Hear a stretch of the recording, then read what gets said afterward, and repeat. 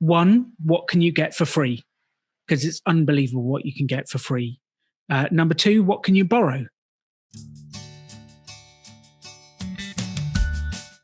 Hello and welcome to the Small Business Sewing Podcast. Join host Cathleen, that's me, from Sunny Mountain Patterns, and Branalyn from Dailey Sews and Stuff, and guest experts as we discuss how to run successful sewing businesses, innovations in sewing, and ways to make more money doing what you love. Hi, today we're going to talk to Alan Donegan on how to start a business for zero debt. He's a co-founder of Pop-Up Business School, which just recently rebranded as the Rebel Entrepreneur School out of the UK. He's also the host of the Rebel Entrepreneur podcast, so please listen to that. It's amazing. And he also runs his own personal finance website called the AlanDonegan.com. Now, before we start off with this, I'm going to mention that depending on where you are, you will have to check with your local tax and legal requirements for compliance, depending on what you're making. So please do not believe us when we say anything. Check with competent legal and tax representatives, because that's not us. So Alan, welcome. Hi, that introduction sounded fantastic. I'm like, who is this guy? I want to meet him. It's very much you. And everything's going to sound more official because you have a British accent. Oh, it makes me sound intelligent. A British accent and glasses seem to be a superpower in America. Doesn't help me in England, though. That's the same. So, Alan, can you tell us a story about your story, not a story, your story about how you came to start up the Rebel Entrepreneur School? I think along with your co-founder. Of course, yes. Once upon a time, there was a young man called Alan. No, that is a story. My story specifically, I got fired, paid to leave my last job. And I looked around for other jobs, couldn't find anything I wanted, and thought, I've got to start a business. I need to do my own thing. I need to make my own money. And there was a service at the time from the British government that supported people to start businesses. And they gave me 3 workshops: how to write a business plan, exciting. Finance, which finance is just a code word for debt. Yes. And how to raise the money to be able to start the business. And the third one was marketing, how to put yourself out there. Those were the 3 workshops. And they did more to put me off starting a business than they actually did to help me. And I was left in this kind of a mess going, what do I do? I don't want to borrow money. I don't want to go into debt. There's got to be a better way. And that was actually that there's got to be a better way was the question that drove me. And I started searching and finding. And as I built my own business, which was a training business at the time, I started to learn the tools and techniques to be able to start businesses without debt and make money before, well, without that going into debt and out of that business plan. And that was kind of how I did it. And then that inspired the idea for, if I struggle, I'm going to blow my own trumpet slightly. I'm a reasonably intelligent, I've got energy. I was young then, like I had things on my side. If I struggle, what does that do to people who are lone parents or unemployed or all of those things? Like that must be stopping so many people doing their own thing. And that turned into a crusade to help people make their own money. Alan's not that old. He retired at 40, which was really, he hasn't actually been retired that long. But that's another topic. We have someone talking about personal finance and financial independence later on. Alan, can you give a good example of how you've coached one of your attendees for your pop-up courses on how to start a business with no debt or with zero money? Yeah, of course. Yeah, there's pretty much not a single business we found where you need to borrow money. And we have 5 very simple tools to help people get going for free. And just sort of, these podcasts that sometimes they wait till the end to give you the secret. Let's just blow it all right up front and give everyone everything. 1, what can you get for free? Because it's unbelievable what you can get for free. Number 2, what can you borrow? So if you can't get it for free, can you borrow what you need to start up? The third one is barter. If you can't get it for free, if you can't borrow it, can you barter for it? So swap your skills, swap your services. Can you do that? Number 4 is it is amazing what people have lying around the house or the garage. Can you sell the contents of your garage to raise the £2,000 you need for the sewing machine, or $2,000 or whatever it is? It's incredible what people have lying around. And number 5 is sell before you create. And I think that is the most powerful tool that we give people, is sell before you create, because most people don't believe that's possible. So in translation, this is converting from a ready to sell, or RTS model, to a custom or taking order model. So you just have a model you make, and then you wait for people to order it, and then you make it after they paid you. Yeah, even a sketch of it, even a design of it. I mean, if people are willing to spend hundreds and hundreds of thousands of dollars buying a house from a diagram, they're like, you can sell something to them from a diagram, from a sketch, from an idea. I've sold things that don't exist just by painting the picture with my words. This is what it'll be. This is how it's happened. I'm sure you've all been on those tours where, if you ever been on a tour and they've got a blank piece of land and they're telling you what's going to be here, and they're like, this is going to be the kitchen. And we all look around seeing the kitchen cabinets. And then they go, this is the window and it'll have a lovely vista. And we're all looking out of the window as if it's real. It's unbelievable what you can do with your words and your confidence. You've got to deliver afterwards, but that doesn't mean you can't sell it first. So, and you can also, I mean, you're going to present this as a custom made item. And so that can really draw in a different kind of customer too, because you can really call it, custom made, bespoke, whatever you might want to use there. But that makes it sound even fancier when really you're just making sure you have that capital up front. Absolutely. And this is not a new concept. This has been around for a long time. And I don't know if any of you probably wouldn't remember, this was in England. There was a company called Cotton Traders, and they did cotton polo shirts, tops, things like that. And it was back in the days of newspapers and checks. I don't know if any of you remember checks. Yes, I am older than I look. And we still use checks in America. That's very. But it's spelled with a me. CK, not a QUE. Yes. Very rarely, but we do still use them. We got paid by check at Pop-Up Business School recently, and I gave it to Henry, who works for me. He's 24, 25. And I said, did he know pay what to this do in? with it? He looked at it, he held it like this up, and he went, what is this? It's a check, Henry. It's a check. It's like money. What do I do with it? Cotton Traders used to do this thing where they would put an advert in the back of the newspaper with pictures of their garments, and it would say, like, cut out, those little dotted lines with the scissors on, cut out this thing, fill in your name, address, your size, and the number you want, and post it to us with a check. And then in the small print underneath, it would say delivery is 4 to 6 weeks. Mm-hmm. Why was delivery 4 to 6 weeks? Because they were making it after you ordered it. Didn't exist. The product didn't exist. And talk about, like, the other way of doing this is you produce all of the stock that you don't know if anyone's going to buy. You make all of the sizes, even not knowing if the right size person is going to show up for what you do. And then you try and sell it. What they did was the opposite. They put the advert out, they collect the orders, they cashed the checks so they know they had the money.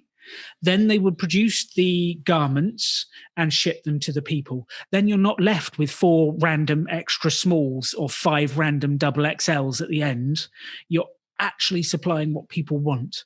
And I haven't found a single business that you can't sell the thing before you create it. It does take one magic ingredient, though. Trust. Trust is the magic ingredient. No one is going to give you $50 up front if they don't trust you to deliver. So you need to be able to inspire trust. And the higher the amount, the more the trust you need to inspire. So if I'm going to hand over $100, I need to properly trust. If I have to hand over $500, I want to look you in the eyes. see if you're real. So yeah, trust is the underlying thing that facilitates sales. If I don't trust you, you're not getting my money, and vice versa. I think anybody who's ordered custom fabric can relate with that. You know, you order it, and then sometimes there's like a 12, 16-week turnaround time before it gets printed and then shipped to you. So and if they have minimums, that could be hundreds of dollars. Mm-hmm. So it's very much the same thing. You're just doing it with your product rather than ordering your fabric. Yes. So Alan, how would you build trust in this digital age? Oof, how would you build trust in a digital age? I think there's so many tools available to you. I mean, the basic tools of the internet are audio, video, picture, and written words. Those are the basic tools of the internet that you have. People are inspired more trust-wise by seeing. Like, can I see a video of you making things? Can I see pictures of the quality of the products? Pictures are good. They're not as good as a video. Video is excellent. I think podcasts inspire trust because you get to hear someone's voice.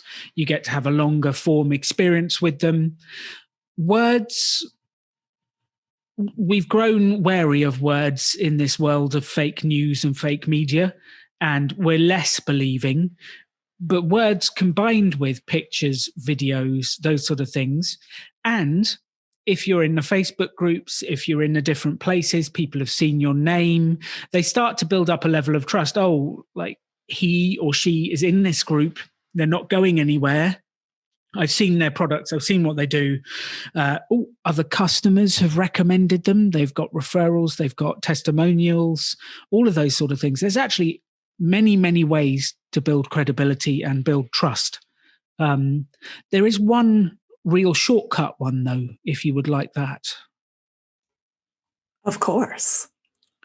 The shortcut one is borrowing someone else's credibility. Now, you might be thinking, how do you do that?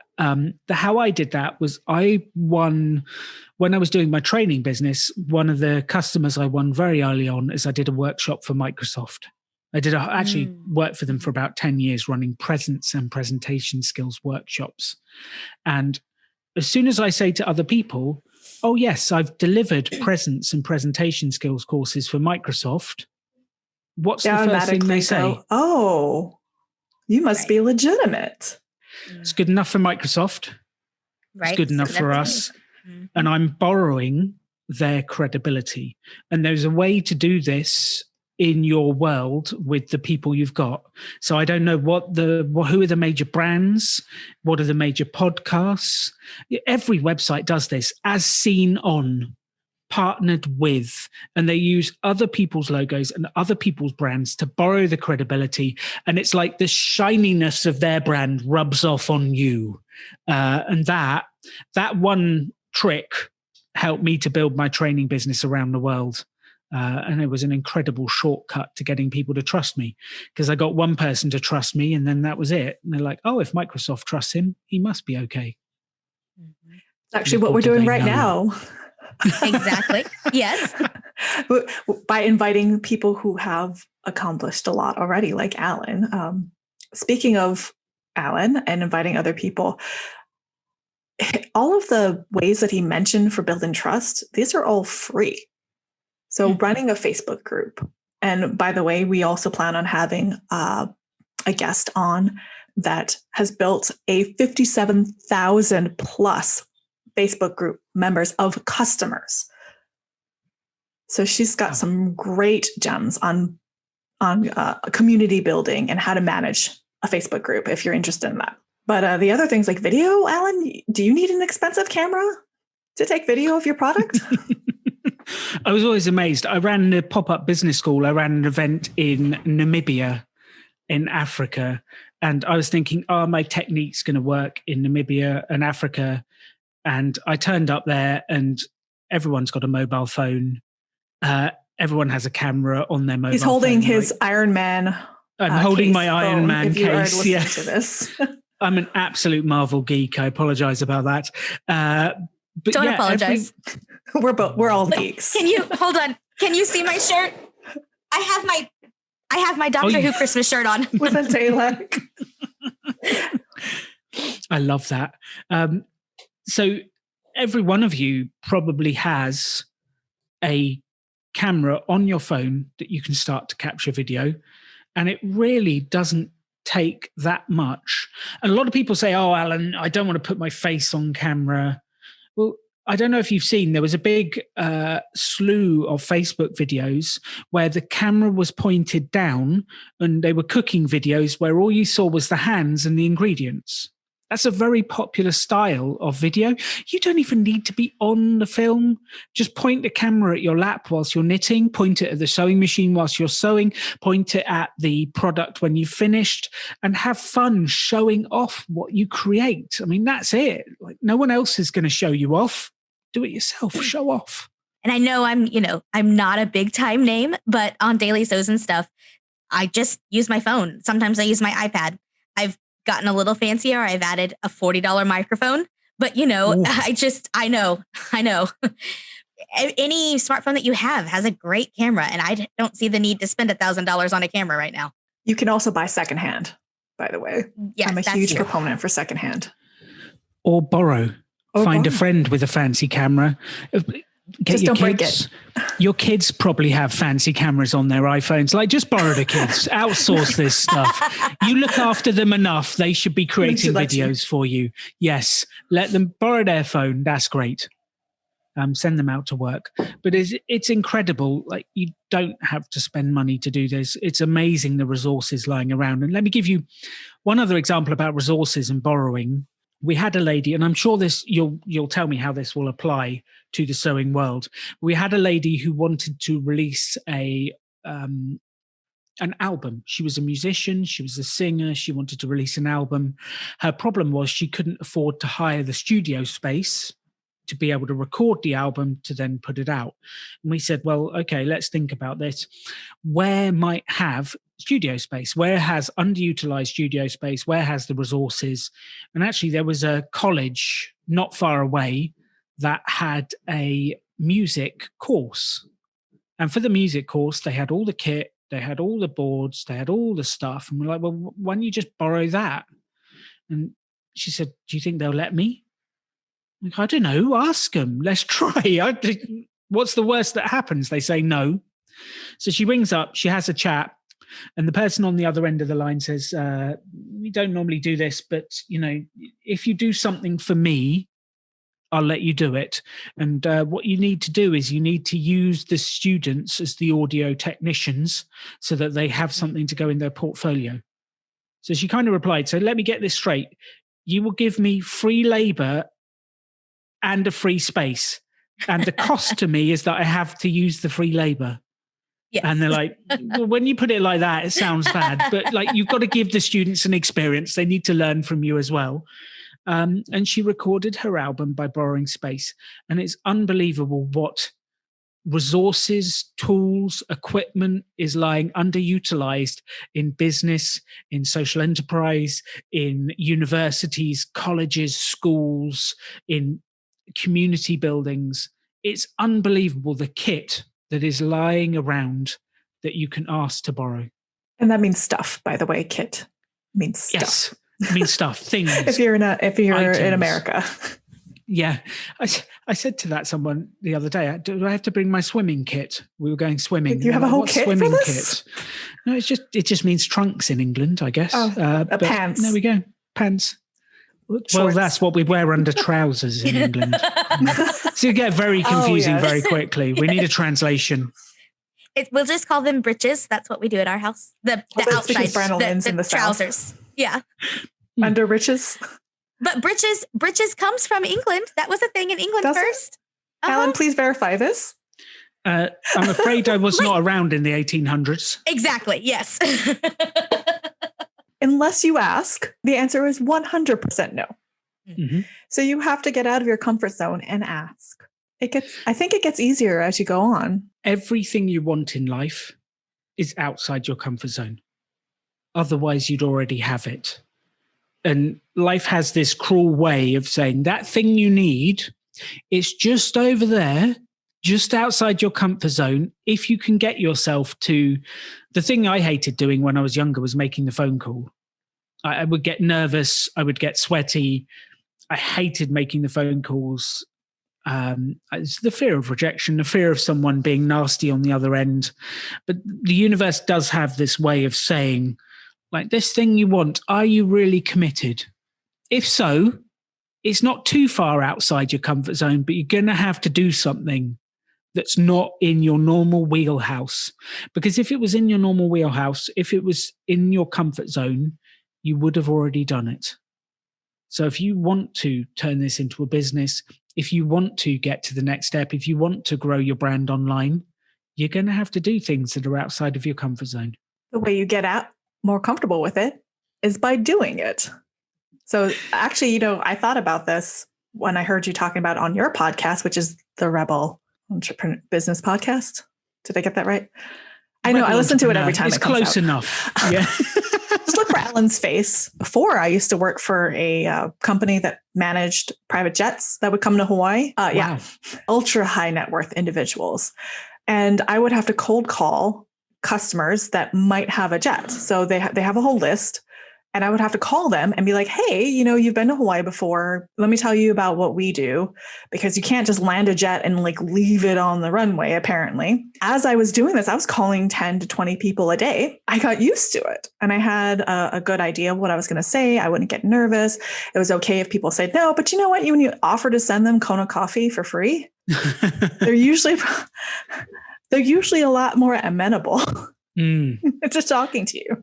I also feel like if we ever need to borrow a private jet, I now know who to speak to. Oh, I don't do that anymore. And I don't know anybody that owns a private jet anymore. Sorry. I didn't know the people that owned it. I just talked to the handlers. So it wasn't like people who own a private jet don't answer the phone. Right. They have people to their phone. These are people that are managing, a $50 million jet. It was for advertising and marketing for the company I worked for. So it was high stakes because if you could get jets coming in, you had income coming in. If there were no jets coming in, you had no income coming in.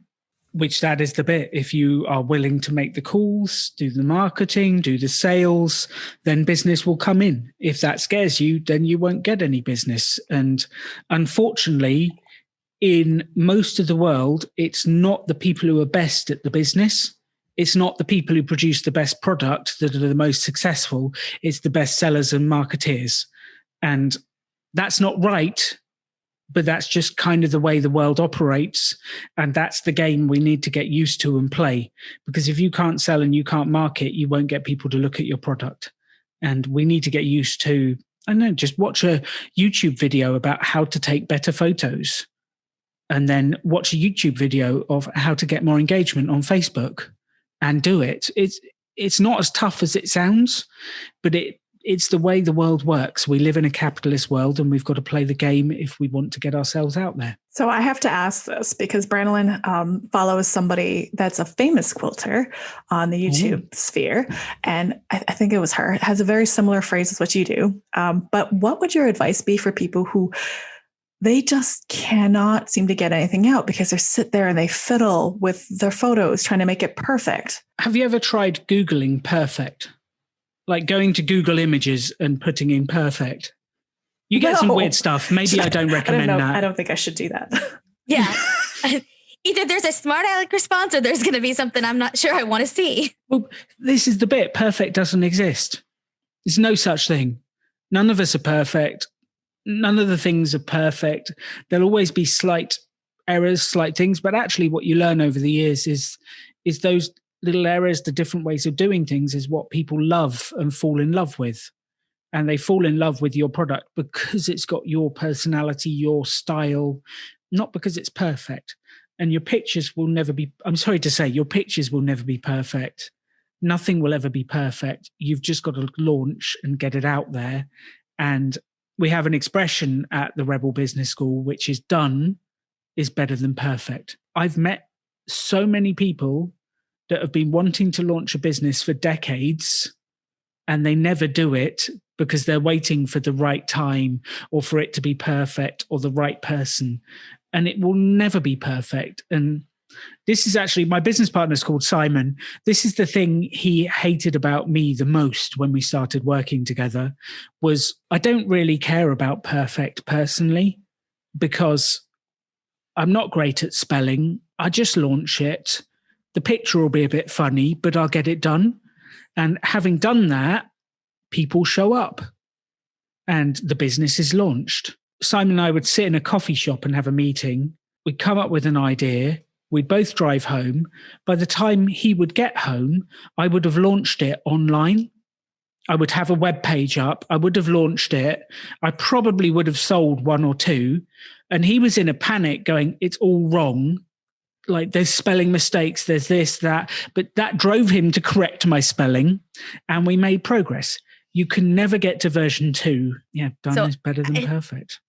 I think there's 2 really good points in there. One is you had somebody, you were the go-getter and he was the make it writer. And so Cathleen she actually does most things very, very well. And everything I've had her do, she's done very well. I don't know about all things because, there's probably something. No, I have mistakes all the time. Are you kidding? But she is definitely the go-getter of the 2 of us. She's like, let's do this. We're going to do it. This is, I'm going to invite these people. And then I don't know why she drugged me along, but it works out really well for us. Because that one video that you made where you decided you wanted to eat ice cream while you were narrating. And I was like, I need to talk to her. But really, I do go back and I check the grammar and I check the whatever. And I think we work really well together because we're coming at it from 2 different places. And so finding somebody you can work with, but who brings a whole different thing to it is really important. And then the other thing, Kathleen mentioned this, and then that's what you said. Angela Walters says finished is better than perfect. And she's talking about quilts, but it's very much the same thing. It applies to all of it. It really does. It really applies to all of it. And just getting it out there. And we've actually just rebranded Pop-Up Business School to Rebel Business School. And one of our team members, Jack, created a video, and he dug back through the archives and found the first ever YouTube video we did for Pop-Up Business School, sort of 9 years ago now. And I look at that video and I cringe. It was in my 2-bed flat, in my horrible cream leather sofa. I didn't even bother cleaning the kitchen. There's like a pot behind me, like, and there's me and Simon on the couch. That's basic. Yeah. Nearly, I think it was 45 people showed up at that first event because of our imperfect videos. And we got better and we get better. And now you'll see a much slicker, sleeker organization, but we didn't start there. And I think if you go back to any YouTuber, go back to their first videos, they'll cringe. But they couldn't get to where they are if they didn't do the first ones. And I'm sure anyone listening to this, your first quilt that you made, your first thing that you knitted, you probably look back and go, I can't believe I accepted that. But you couldn't have got to where you got to if you hadn't have done it. So just do it, get it done. The cringe will come later and you'll be quite proud. And it's amazing how quickly that happens. I mean, I haven't even been doing this quite a whole year. And already I'm like, oh, I need to redo those first ones because they're awful. You learn so fast when you actually do it. So let me ask a different question just because I have it on my list. Why is it important for a business to start without debt? Why is it important for a business to start without debt? I kind of reverse the question. Why is it important to start with debt? Do you really want to go into debt if you have to? And I guess I could answer this with my personal experience. My dad was an entrepreneur. He borrowed a lot of money to build a business. He borrowed £3.6 million, which is roughly $5 million. And that's the amount he went bankrupt for. And do you know what the asset was that he secured that money against? Your house. Mm-hmm. The family home that me, my little brother, and my mum lived in. And he ran off with another woman, leaving us to deal with it. And I spent 10 years of my life fighting the bank to try and keep the family home and keep a roof over my family's head. And I don't want that to happen to anyone. And I don't care if it's 10 grand you're borrowing. Why do you need to? you can borrow the equipment, you can barter for stuff, you can pre-sell and use your customers' money. There's so many ways to do it. Just get creative. But I think people are lazy and they try and shortcut the process by throwing money at it. Like, stop being lazy and do the work. You will get learning from it. You will improve. You will make progress. And the learning that you get from those early days of being scrappy, of borrowing, bartering, doing all those bits, that's the learning that will make you strong when you grow your business. And if you can avoid debt, why wouldn't you? There's actually somebody on one of the Facebook groups I'm in that she has samples made up. And she goes, should I open a website, pay for one of the hosting or the shop, like Shopify or Square, and build all that up and pre-make everything? Or should I continue to sell on Facebook as I've been doing? I only have one item that's selling well. Should I try to branch out, or should I just stick with this for now? If the item's doing well, see, here's the thing. It's about sensing what the market wants. And you put out 3 or 4 ideas, but the market only really wants one of them. And by market, I just mean a group of humans that you're selling to. Like, there's this mystical market. It's not. It's a bunch of humans that are voting with their dollars, and they're voting for that product. If that one's successful, go hard on it. And you can then come up with other ideas and expand if you want to. But I had that with my training courses. I wanted to run a whole bunch of training courses, but the businesses I would sell to voted with their money that actually, Alan, the one we only really want is this one. And I have a choice. I can either sell the market what they want and make money and be happy, or I can fight them and tell them they don't actually want that. They want all this other stuff. And one route leads to happiness and one route leads to quite a painful existence. I've tried both. And I've noticed it's not always what you think is going to be popular. It's what's popular. It's never what you think. It's never what you think. It's never the thing you think it's going to be. You think, this is the one. This is the one. I love this. Everyone else is going to love this. And you put it out there and there's crickets. There's not even a like on the Facebook group. And then you put something out there that you think is a bit average and a bit rubbish, and people go crazy about it. And you can't predict. And I would say stop predicting. You don't need to. The market will tell you. Humans will tell you. The Facebook group will tell you. Just put it out there and see what sells and go with what people want. And if you enjoy making what people want, even better. Really, that's a free way of doing it. If you post it on Facebook and your customers don't go, oh, I love this, give me, take my money. There's a sign. There's a sign. But if they're like, oh my gosh, I will order 10 of these. Like, when are you taking orders? I take my money, please. That's a pretty good indication that you should probably make more of those. That's exactly what happened to my friend Jane. She's doing crocheting. She's a hooker and she crocheted animals. I'm sorry. In America, hooker means lady of the night. It means a paid companion. I think it's also the term for someone who does crochet. Yes. It is. But we're juvenile. Sorry. She crochets. So we put out she put out pictures of what she was doing. People went wild for it. They loved it. And she started to sell them. And you can then press in and turn it into a business if you want, or you can keep it a hobby if you would like to. But it's what the market reacts to. And the market will tell you. You just need to put it out there and ask, and they will tell you. And I would just like to say the only real test of this, because lots of people will press like on a post.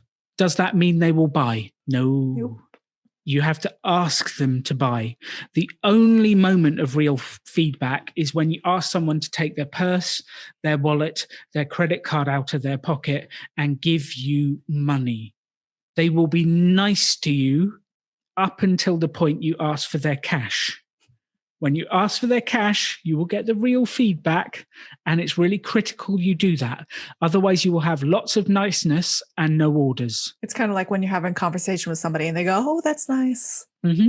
Oh, I love what you've done there. Yeah, that's lovely. Yeah. And then you have to go and look them in the eyes and go, oh, I love that you like it. I'm so happy. I'm actually selling them. They're $49. Would you like to buy one? And Alan's doing the stare down right now if you're not watching the video. But that's the critical moment. Like, if you don't ask the question, people don't have to buy. They don't have to answer. And lots of people will ask the indirect question of, do you like this? That's not asking them to buy. Stop dodging the uncomfortable moment. It's the uncomfortable moment where your success lies. You have to go through that to get to it. And some people are going to say no, and that's okay. And some people are going to say yes. But if you sort of ask it in fluffy language of, would you like, is this something that you would buy? Well, that's not asking for the sale. That's or asking how much them would if you in the pay for future. this? Oh, I hate that question. How much would you pay for this? Stop asking that. Just say, it costs X. Would you like to buy one? A lot of ladies, actually, I'm generalizing, a lot of people who are sewers and crafters have a very hard time charging for what they're worth. They're all like, do. well, it only costed me $10 in materials, so I should only charge, $15? But then it took you 4 hours to make. You're going to get paid less than $1 an hour? It just doesn't make sense when it's like that. It makes no sense whatsoever. But it's really difficult. I get it. It's difficult. When I was first doing speeches, I'm charging how much for an hour of my time? And it's just me talking words. I can't do that.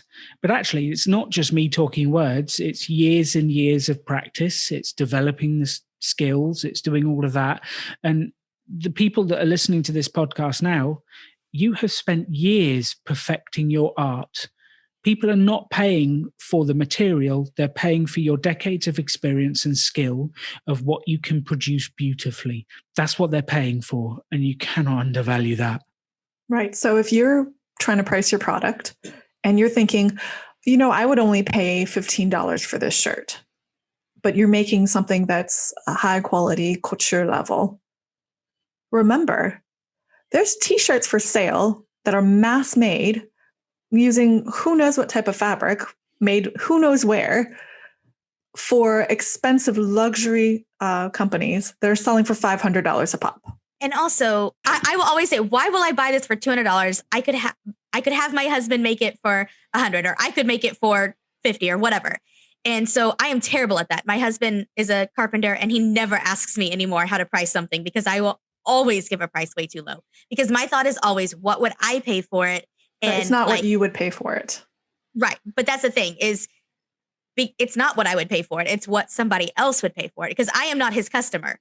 I am not my own customer.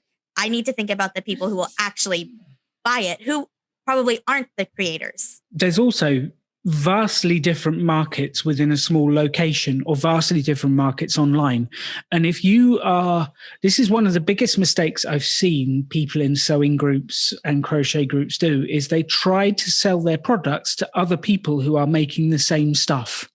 That's not going to lead to success, because they're going to be saying the same thing that Branalyn says of like, well, I could make this for myself for that amount. They're not going to pay you the money. You need to go where the people who don't have the same skills as you are.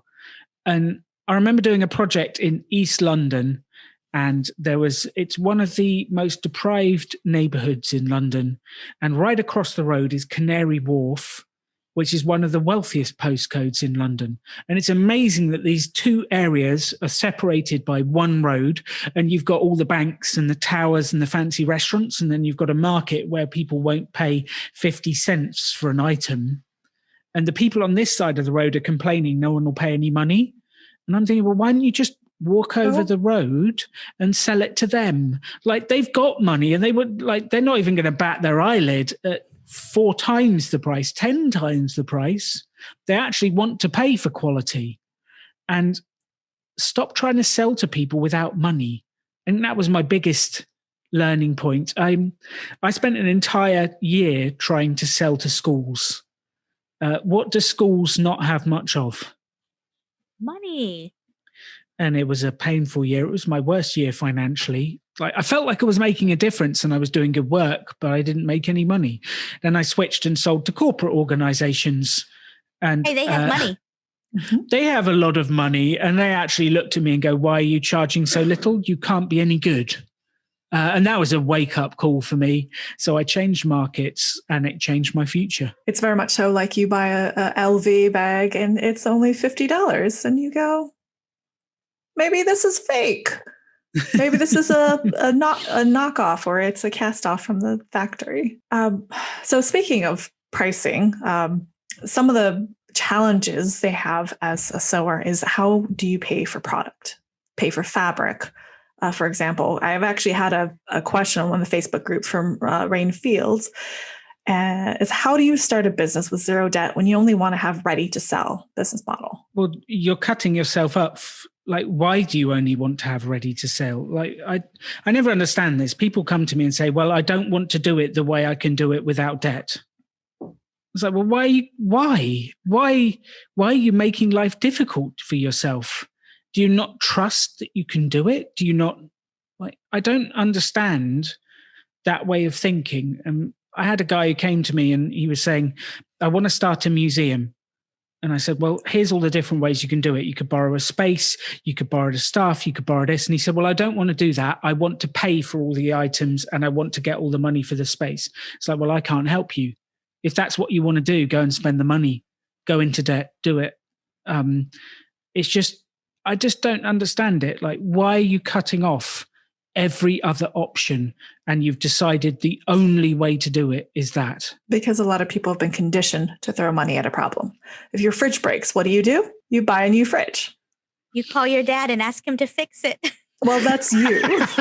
So you've been conditioned to try to fix things first on your own, or call your dad to try to fix things. My husband fixes our fridge. He's a refrigeration technician.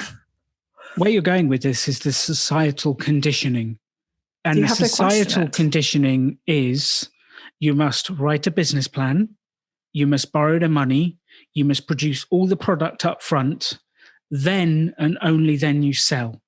And this conditioning, if you type how to start a business into Google, you'll get one of the top articles is from entrepreneur.com. They have, I think, their 12 steps to start a business. What number do you think sales is on their 12 steps to start a business? 11. It's probably. Yeah, it's I was going to say 10. Oh, you win. Oh. Branalyn wins. Yeah, it's number 11. It's the end. I'm like, why do we have to end with that? Why? And there's all these trusted sources, the universities, the banks. Do you know the number one supplier? You're talking about the places that lend you the money? Go to school. Yeah. Do you know the number one supplier of business education throughout the world? Banks. It's banks. And how do they make their money? By lending you money. Like, these people are out there for the last probably 7,500 years, maybe not in America, but definitely in Europe. They've been there for a long time telling us we need to borrow money to be able to get. And there's these foundational sayings of it takes money to make money. The rich get richer, the poor get poorer, that trap us as a society for trying new things. If you can get flexible, you can achieve anything. If you just want to follow the traditional path that's been set out by the people who want to make money from you, you're going to get stuck. And I just get frustrated. I want to help people. I want to unlock them. But it's really challenging when they go, the only way to start a business is to produce all the product up front, because that's just not true. Speaking of which, you don't even have to make product to sell to have a sewing business, right? Branalyn has a sewing business and she does not sell product. I have a sewing business. I do not sell product.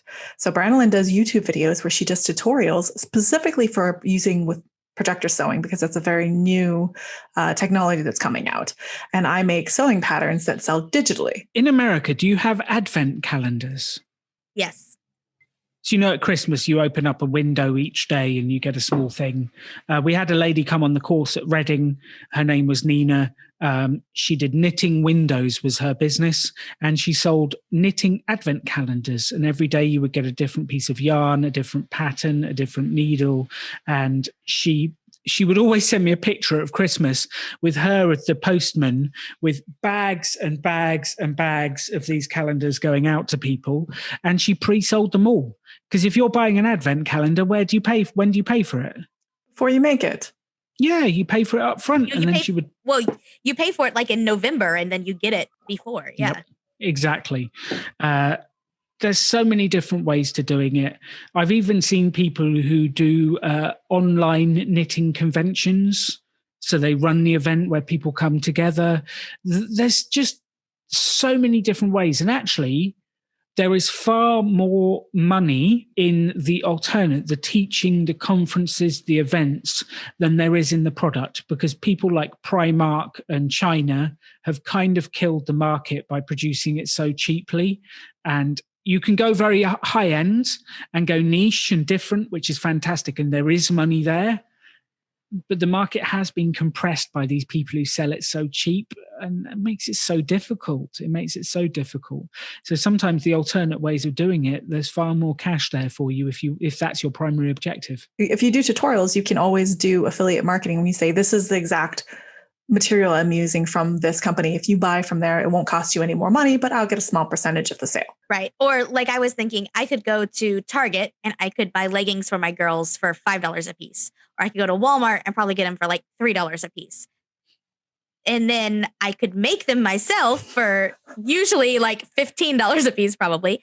Plus a lot of time and effort and swearing. Yeah. Oh, no, leggings are easy. But if I'm going to sell them to someone else, I'm going to have to charge them like $40 to cover all of my overhead and everything. Am I going to be able to market them for $40? I don't know. But then if instead I have Kathleen's skills, which I don't have, and I make a pattern for it and I sell the pattern for $10 a piece, then, that's a whole lot, not easier, but I will be able to sell more of those. I'll be able to sell more of those. There is a market for the $40 leggings as well. There is absolutely a market for that, because there is a strong group of people who would never buy anything from Walmart, who want to buy from other places, and you can tap into those. It's just finding the people who want what you do and are willing to pay for your value, because some people will never value a 40 pair of leggings because they'll just go, well, I'll just go to Walmart and buy it for X. And there's other people who go, like, I would never do that. I want to spend the money because I want to support local artists. I want to support creators. I want to anti-support Walmart for whatever reason. So honestly, if you're a maker, you probably are not your best customer. Your niche is somebody if you're a maker, your niche is somebody that wants handmade. They want a story behind what you're making. If you're making to sell a product, they want to know who you are that's making it, not just that it was made at a reasonable price. They want to know that it's organic cotton, or that you hand dyed it, or it was picked by virgins in the Himalayas. That's my example for the Himalayan Who's salt. going to verify that? I don't know. Are we back to crochet again? I don't know what's going on here. I actually really think that your principles for Pop-Up Business School are amazing. So can you briefly explain them? Because Branalyn hasn't heard them before, and I think she'd get a lot out of it, and other audience members would get a lot out of it. Kathleen's been teasing me about it for weeks now. So yes, please tell me. Was there a particular one you wanted, Kathleen? Can you list them first, and then we'll see if anyone spikes Branalyn's interest? Yeah, of course. So there's fail fast, fail cheap is one of the ones that we talk about regularly, because your first business venture is probably not going to be the one that you end up running. Like, you have to go through a series of iterations. You have to go through a series of learnings. And the traditional business model of write a business plan, borrow a lot of money, spend 6 months doing it, and then try and sell. If it goes wrong at that point, that is failing slow and failing expensively. And no one likes that. That's painful. So our version is, if it's going to go wrong, get it done quickly and without money. And then you can get on to version 2 and version 3 and where you're going. So don't borrow money, just start, try and sell it. And actually, if you just put up one that you've made and say, would anyone like this? If no one does, what have you lost? A little bit of time. Yeah. So fail fast, fail cheap is a huge one. Don't do what everyone else does and fail slowly and fail expensively. Number 2. We have everything you want in life is outside your comfort zone. Mm-hmm. Otherwise, you already have it. So go do that one. We have a huge list, Kathleen. I thought it was only 5. There's actually 12 pop-up principles that we end the course with, that we sort of give away to people. And that normally takes me... we did it in 2 podcasts that lasted I haven't finished the second podcast, hours. That's why. So when you ask for all of the principles, I'm like, how can I do these quickly and easily? Can we do the big secret one that Simon does? The big I love secret it. one. Okay. Well, you're going to have to stop recording. Yeah. Stop recording. Close the windows. I will blank it out. Don't tell anyone. The secret to building the business. And actually, like Simon always did the setup. This is the kind of thing that I realized. The secret to starting a business is sell something to somebody. They don't teach you this in business school. Like if you do that, you have a business. I'm not kidding. Like, if you sell something, you have a business. That's it. Why do people make it so complex? Like if you go to business school, they'll spend 3 years and hundreds of thousands of dollars teaching you stuff. 4 years. 4 years. In the US, it's a 4-year degree. Well, it's an MBA, then it's 2 years. Well, I tell you what, you could go out and sell something this afternoon, have an experience that you will learn a huge amount from. And it's really interesting. I run sections on entrepreneurship for several of the large MBA courses. And the feedback generally is people learn more in a week from my course than they do in their entire MBA. And it's a practical way of doing it. Like stop messing about and sell something. Because if you put your product online and you have 5 customers that you have to fulfill, like the experience of fulfilling the customers, producing the product, doing the customer services, the aftercare, getting the money in, you will learn more from that experience than you will from studying online for a month. So just sell something to somebody and you have a business. And it sounds facetious. There is some detail. You've got to work out what you're going to sell, how much you're going to sell it for, and who your target market is. There is some detail, but primarily, let's stop making it complex and let's start trying to sell stuff. You don't even have to be selling or collecting money from the person that's receiving the product. Because I believe Alan's original and still model for the Rebel Business School is that they actually offer the courses for free. It's 2 weeks and it's completely free. Well, how the heck do you run a business if you're not making money off of the attendees? Yes, we've trained over 8,000 people over 9 years and no one has ever paid to come on our course, which people are always confused. And one of my principles actually, it's free. Yeah, how good can it be? One of my principles always was, how can you teach business if you don't make your own money? So I was always very vehement that we should be a real business that made real money, because how can we teach people to make money if we don't make money? Because most of the people out there, if you go to a bank for an education, well, they've never started a business.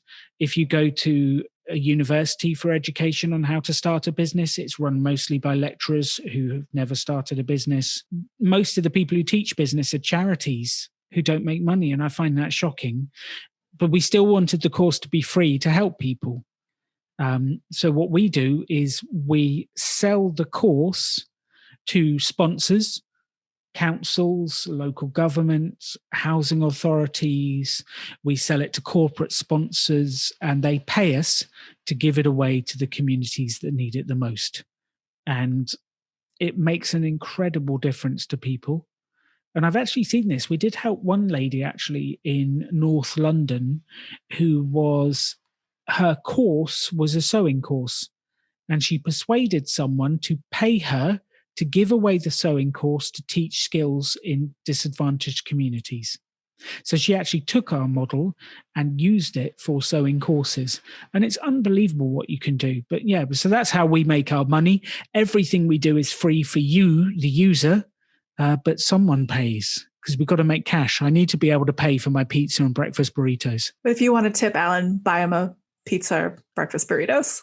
I don't feel like I can buy an English breakfast taco for somebody. You'll have to come to Texas and we'll go to like a hole in the wall place and I'll get you a real breakfast taco, okay?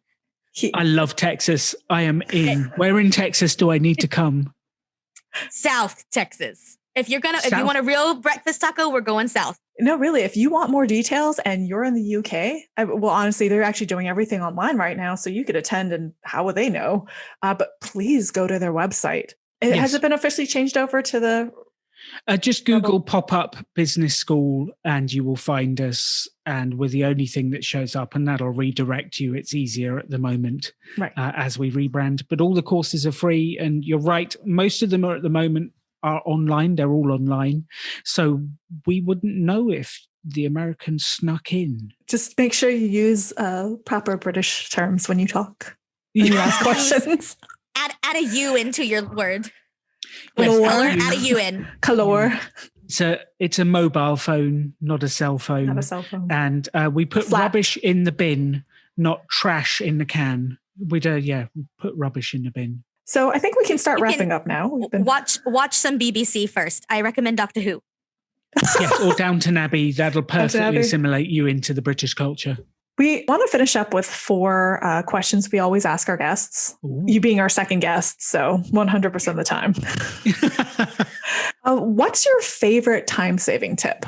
My favorite time-saving tip is the night before, work out what the one thing you want to get done is, and then do it first thing the next morning.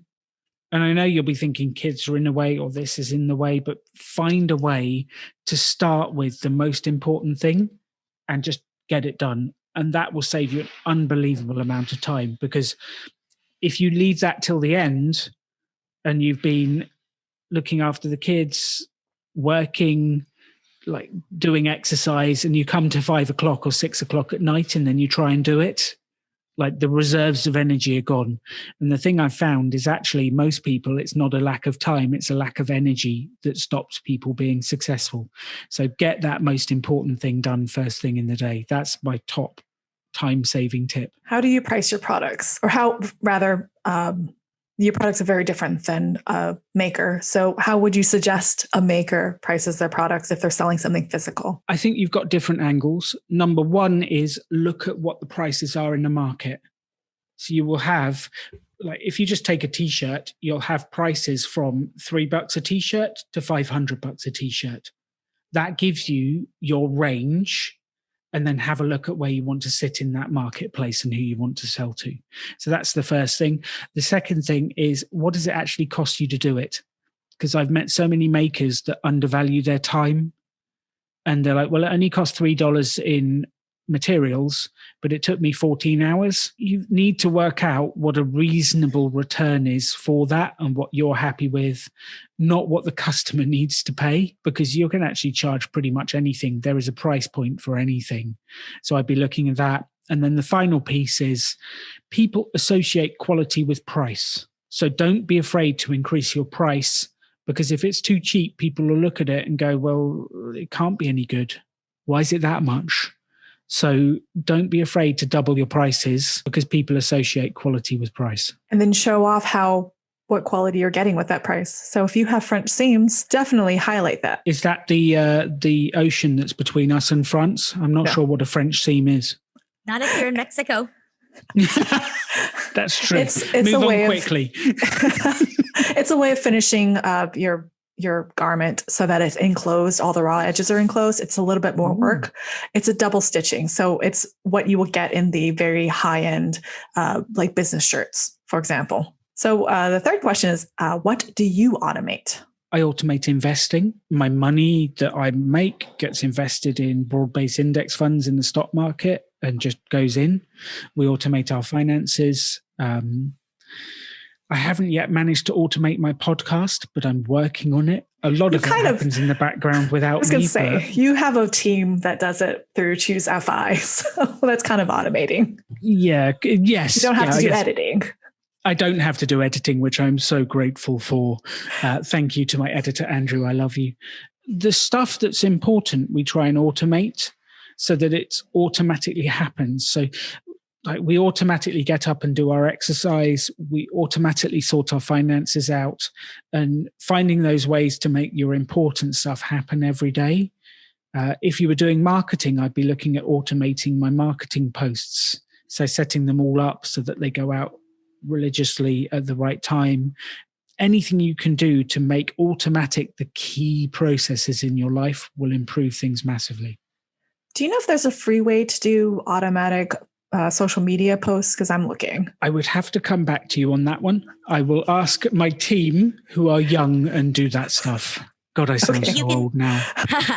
Facebook has a program, an app called Business Suite, and it will work for Facebook and Instagram together. And you can make the post and schedule it. It's a little clunkier than a lot of the paid things, but it's free.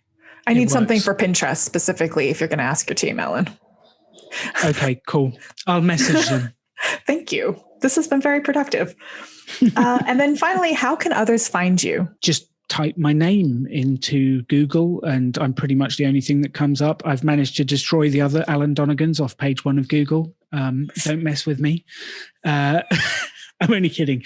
But Donegan, usual spelling, just the Irish way, Donegan. And yeah, just search for me there or pop up business school. You'll find me. I'm kind of ubiquitous on the internet. And if I can help, if you can find me, maybe you can hire the A-team. And don't be thrown off by the .uk for the pop-up business school because they're actually in the UK. We ran one in Texas. We ran a pop-up business school in Houston. That was a huge amount of fun. We've done them in Colorado. We did one in Indianapolis and Charleston. So we've been around the US a few times. And they're in Morocco, Namibia, France, New Zealand. And we just launched in Colombia. Oh. Yeah, there's a team in New Zealand that run the events, and the first event in Colombia was just before Christmas. So if you're listening to this for other countries, you can still find us, or just sneak into one of the online events. Don't tell anyone. It's a secret. But I've always wanted them to be open to all. It is well worth the time to attend. So it might not cost money, but it will take you time to attend and to do the events. But oh my goodness, it is amazing. I'm fangirling here. Sorry. Just a little bit. Well, just if somebody doesn't know, how much time are they going to be investing in this? Did you say 2-week course? Yeah, it's a 2-week course. And we run 2 workshops a day. So day 1 is how to build a business with no money. Day 2 is sales and marketing. Day 3 is how to build a website for free. Day 4 is finding customers on social media. And it kind of rolls from there. And it gives you everything you need to be able to get going. Day 1 will blow your mind about the possibilities of getting going without debt and hopefully change that perception of it takes money to make money. That's our aim, and to empower you to get out there and start going. You can obviously drop in and drop out when you want to, come to different pieces of the course. And, the more you come, the more likely you will launch a successful business. But we understand people have life and families and stuff. And we are there to help if we can. The general purpose, the mission is to change the way entrepreneurship is taught and to help people build businesses and make their own money without debt. If I can do that and empower more people to make their own cash, take control of their financial future and avoid going into debt, that's it. That's the game for me. And that's all we want to do. That was amazing. Okay, Branalyn, do you have any burning questions you want to ask? Alan, you're very thorough. I feel like you did a great job explaining your platform, and I think it's a really awesome mission. I know, my husband and I have been doing debt-free stuff in our personal lives, and my business is debt-free, but it's YouTube, so that's fairly easy to keep debt-free. But I wouldn't have thought about this for a product-based business or anything like that. So I really love everything you've said. And I think a lot of people get a lot of use out of that for sewing businesses. Well, thank you for having me on the show and allowing me to spread the message of debt-free business amongst the sewing community. And if we can inspire a few people to make some money doing what they love, it's been a valuable investment of all of our time. Yes, agreed. Thank you so much for taking the time to talk to us. So this is Cathleen from Sunny Mountain Patterns and Branalyn Dailey from Daily Sews and Stuff for the Small Business Sewing Podcast, having interviewed Alan Donegan on how to start a sewing business with zero debt. Thanks. Okay, bye.